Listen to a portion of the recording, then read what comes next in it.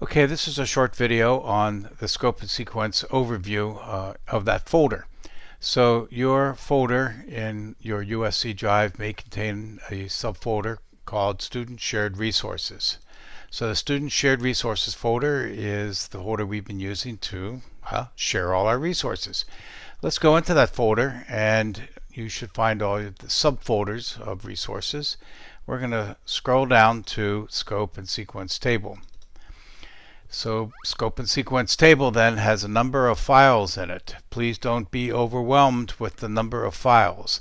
These are examples of Scope and Sequence tables that I have pulled from various sources that you can take a look at it and just use as an example. So the first document that you see at the top is a document called README Now. That's an important document because it contains links to videos and some instructions.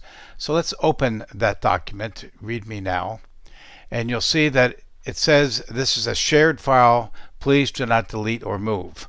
So again, please be cognizant that in these shared folders, anytime you might move a folder or move a file, you're moving it for everybody and you make it inaccessible to everybody. So please do not move or delete this file.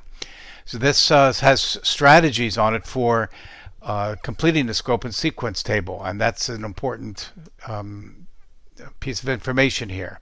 I suggest that you briefly read Chapter 16 first on macro strategies in Smith and Reagan, and you read it for overall sense or overall meaning. That's what I mean by briefly. And then watch the video, and the link to the video is right here above it. And so then you want to, after reading the chapter briefly, is view the video. After you've viewed a video, and you may want to stop the video on occasion and rewind it and take notes on it, then you want to go back and reread Chapter 16 for deeper meaning for the sections you think apply to your curriculum. Okay? And then you actually want to go and take a look at this video, the Scope and Sequence Tour video, which I'm actually recording right now, and then you go and complete the scope and sequence. So this file here, README Now, will contain the link to this video that I'm now recording. Okay? So let's go back to our scope and sequence subfolder and see what we have in the folder that I'd like to point out to you. Many examples of scope and sequences here, for example, and we'll try to make it larger, is a scope and sequence for a curriculum design that we had for a Teaching with Technology course. And it's incomplete, as you can see, but I want to make the point that across the top are the different courses and modules, and down the first column are skills that are learned throughout this curriculum. Okay? And there's skills that are tied to other courses, and there's skills that are tied to standards. Okay? So skills are in the first column and the courses are along the top. And then we're going to see how this works together. Let's look at an actual scope and sequence, Brouwer, from a curriculum design dissertation. This is very similar to what you're doing. So as you can see, again, in Brouwer's scope and sequence, down the first column are the curriculum outcomes. Okay? Curriculum outcomes. And then along the top, in the first row, are the modules. And then you'll notice that we have the introduced, reinforced, and mastered. Again, introduced is when this outcome is actually, the skills embedded in this outcome are actually introduced, and that's in Module 1. And then the skill is reinforced in Module 2, 3, and 4. Meaning, as I mentioned in the overview of the scope and sequence video, that this normally means that you're reapplying the skill to a new context. So you're giving students the opportunity to automate or to build expertise in that skill. until eventually they should reach a level of mastery in the 5th module, which should prepare them then for your capstone summative event. So again, curriculum outcomes down the first column and the modules or courses along the top. Caldwell, in the next one here, has very similar. Again, curriculum outcomes are along the in the first column, and as we go across the top, there are the units. This student chose to actually put lessons in the units because apparently his units are quite complex. So, but all you need to do is put the introduced, reinforced in the meaning that we have it, and mastery. Okay. So again, these are not terribly complex charts or tables, but they do require some thinking about your outcomes and relating your outcomes to your units and how your outcomes are actually, or how your learners are being prepared to meet the outcomes, to achieve the outcomes in your units. Here's one that I created with the School of Social Work. This is broken down by semester, but again, the sequence of time is across the top. What you can't see in the first column are the actual competencies. You might remember this document, the curriculum design process. It was on our Blackboard site in the very beginning of our journey together in the curriculum design group. And you have accomplished most of what's in this process, but we're now at the point of the scope and sequence chart. And this gives you a little bit more explanation, again, about what introduction and review, and we call it transfer in this particular chart, but what they mean, okay? And you can use introduced, reinforced, and then mastery. And notice again, skills or attitudes are along the first column, and the courses are along the top. Let's see, Global Executive. We have a Global Executive EDD program at Rossier. And the way that we constructed this program is by integrating the dissertation process, which was a gap analysis process, if you notice, throughout the curriculum. So this was the beginnings of a scope and sequence in which we said, where are each one of the elements of the gap analysis dissertation of problem to practice taught and reinforced throughout the curriculum to prepare them for the final course in which they actually write their dissertation text completely. And this is a scope and sequence of a EDD program in which we have the candidate proficiencies along the first column, and then we have the courses along the top. And again, once again, these capstone proficiencies are achieved throughout the courses. This is what we mean by having a coherent or correlation in Smith and Reagan terms within courses. That one course feeds on another, is related or correlated to one another towards a student-centered achievement of the goal. And fully integrated and fused curriculum begins to look like that. Okay. We have another one called a paralegal scope and sequence, and again, different terminology, but same. This is how these skills of a paralegal are actually taught in column 1 and how they're taught in these basic courses in this paralegal program. In this particular case, we call it the basic, advanced, and skill transfer, as you can see on this. Just different names, but basically the same concept. Okay, and we have another student of in the curriculum design who, again, the curriculum outcomes are in the first column and the units of the curriculum are along the top, and the introduction, reinforced, and mastery are indicated in each one of the cells. Okay, so again, this enables you as the curriculum designer and us as your guides along this path to be able to look at your curriculum and see how integrated is it with how well do the units or modules fuse together, how well are they correlated to create mastery of the skills towards achievement of the curriculum outcomes and ultimately the curriculum goal. This scope and sequence is a Word document of the same thing. So, okay, so notice then in all of these, what do they all have in common? They have in common that the skills are down the first column and the modules or the courses or the units, depending upon your particular curriculum design, are all along the top. All right. So what does this look like in practice then, and how do we go about completing it? So I've asked, I worked with Brian Morton a little bit, and here's Brian Morton's dissertation.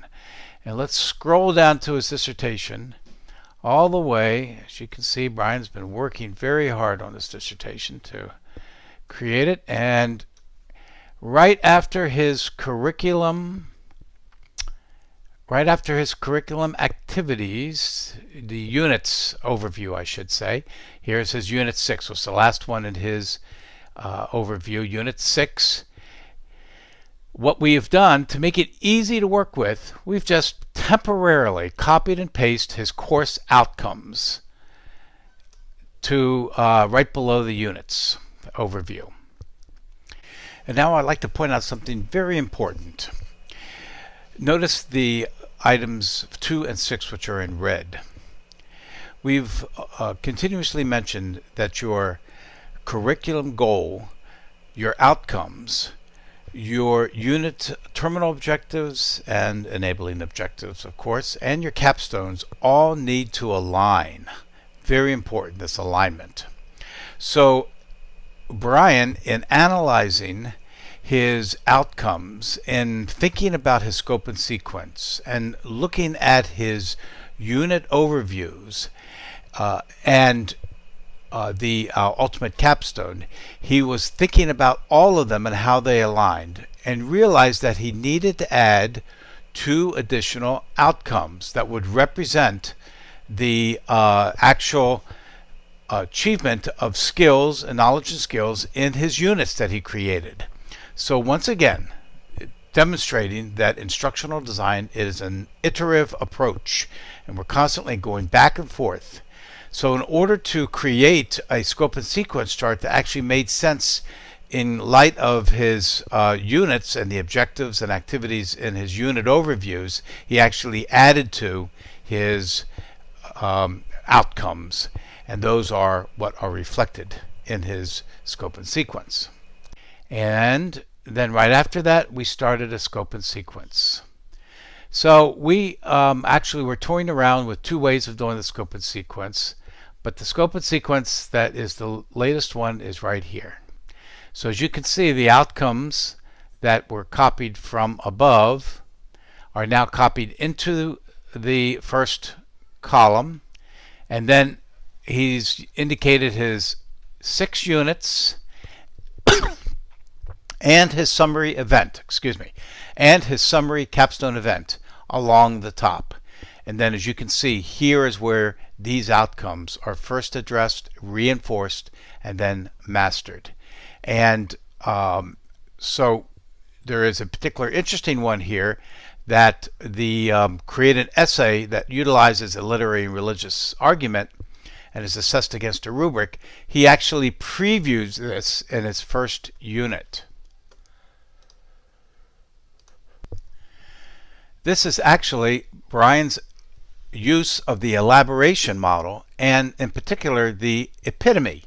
So he is actually going to show his students an essay and show them in the first unit. He's going to introduce this essay and the components of this essay in the first unit.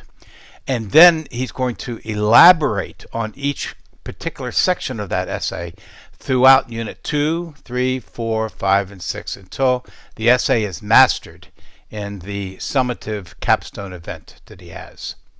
So how can we use this to look at Brian's? He's basically gave me permission to talk a little bit about this. So I'm looking at his outcomes and I'm seeing some interesting things. Critiquing texts in the first outcome up here is something that Brian uses throughout the 6 units. And that's why it's every unit he's going to have a slightly different text and a slightly more difficult text, perhaps, or complex text. So he's building expertise with his students in mastering the idea or skill of critiquing text and exploring implications. Then his second, third, and fourth outcome are all outcomes that are required to write that essay. So you can see how it's introduced in the second, third, and fourth unit. Now let's look and see what the fifth and sixth outcomes are. Well, we've spoken about the sixth unit as, again, something that is a technique he's using with the epitome of introducing the essay in the first unit and then elaborating or teaching the parts of it in the other units towards mastery of the whole, which is creating the essay. But look at the fifth one for a moment. Develop the ability to read works and deploy ideas from these texts in their own reading and writing. So we've left this intentionally the way it is with the way that Brian and I reviewed it the other day, with the idea in mind that we can ask a question of this. What about these blanks? That's the question. Is this an overall ability, not a part as in the outcome 2, 3, or 4, but is this an overall ability that Brian needs to teach his students that can be previewed in the epitome in the first unit and reinforced throughout? Well, this particular outcome appears to be that they will apply and read works and deploy ideas from the text in their own reading and writing. So Brian is now considering, we've left it blank on purpose, that to include in his lesson plans the fact that not only will they be given examples to work from, worked examples, and then exercises to apply their the skill that they learned in the worked example, but then to transfer that knowledge to a text and their writing of their own choosing, to empower or give them self-determinism to choose a text or to write something and then to apply these skills. So in fact, then he may be changing this to I, R, R, R, and then mastery of that. By doing this, Brian will be creating a more integrated, correlated, what we call articulation of the curriculum to make it more of a learner-centered. And the benefit of it is that the students will reach a higher level of expertise in achieving the outcomes and ultimately achieving the goal of the course. So, in sum here, let's point out a few takeaways. Outcomes and skills are down the first column. The sequence of the units, modules, or courses are along the first row. And then you're demonstrating and considering where each one of these outcomes or skills are introduced, reinforced, and mastered. So you're now making connections between capstone, outcomes, and your units. And you're going to be looking at what you've designed so far in your units, and when you create your lesson plans, you're going to be employing activities that represent this chart. Okay? We have learned then also that you want to, underneath your overview of the curriculum, you want to, as a tool to help you, you want to just copy and paste your outcomes that you had in the beginning of chapter 4, and you can delete them later on. And then your scope and sequence chart or table goes right below it. Okay, right below, before, to scroll a little bit more, before the delivery media selection. Okay. All right. Go at it and enjoy, and let us notify Dr. Lundin and myself when you've completed the scope and sequence, and we will go in and review it and give you feedback.